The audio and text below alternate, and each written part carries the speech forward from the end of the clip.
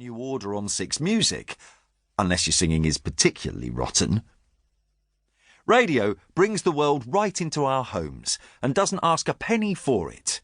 The news, live football matches, the weather forecast, concerts, documentaries, a new band you've never heard before.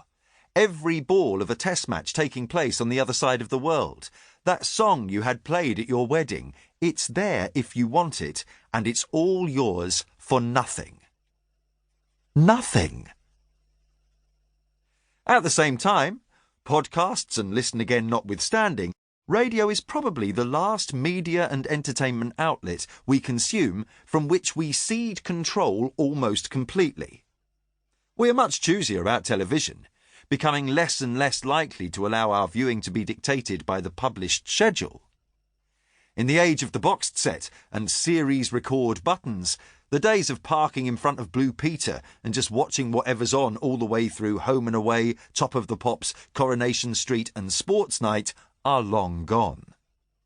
Instead, we'll flick around the programme guide to see if there's anything on, catch up with the Marcella we recorded the night before, or the Saturday night BBC 4 Scandinavian drama, then spend at least half an hour scrolling through Netflix trying to find something we want to watch. Yet still we're more likely to put on the radio and succumb to the disembodied voices that fill the room or the car, especially if we're doing something else with the radio on in the background. If it's our local station, there'll be news and phone-ins relevant to where we are, and we might learn some snippet of local history, what's on at the comedy club in town at the weekend, and why someone called Dave thinks Brexit will be brilliant for the minicab firm by the railway station.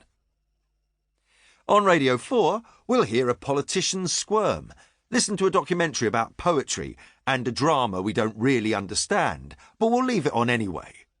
While on a music station, we'll hear a brilliant band we've never heard before, Google them and buy their album from Bandcamp. Television moors us to one place, requiring a physical engagement as well as a mental one. You have to be in front of the television. It ties us down.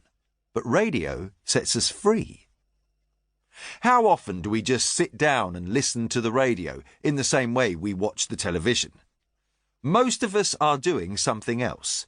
Cooking, tidying up, making something, going out for a walk, washing up, allowing the radio to take our minds elsewhere while our bodies get on with more mundane stuff for which they don't really need us. It's a hoary old cliché to say that the pictures are better on the radio, but as with every cliché, there's an essential truth at the heart of it. Part of the magic of radio is that we conjure the pictures ourselves. The voices prompt them. We create them. There are radio presenters I have listened to for years and have absolutely no idea what they look like, and have no desire to know what they look like either.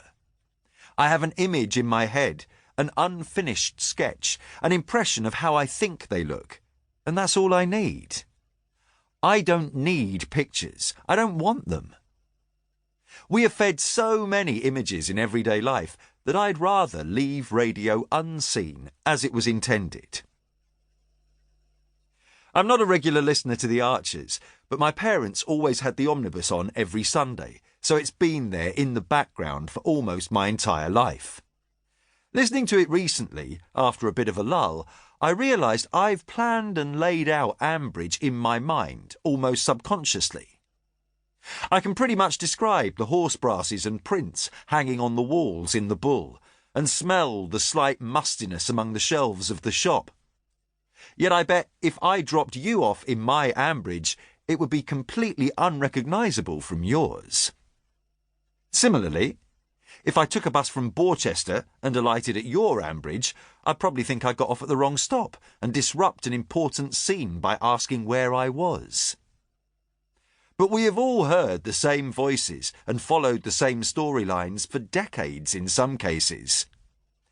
Eddie Grundy looks a bit like Danny Baker in my Ambridge, by the way, while there's a definite air of Anita Harris about Shula.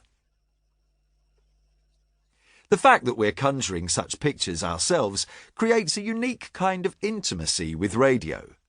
There's a one-to-one relationship between us and the voices and sounds coming out of our radios in a way there isn't with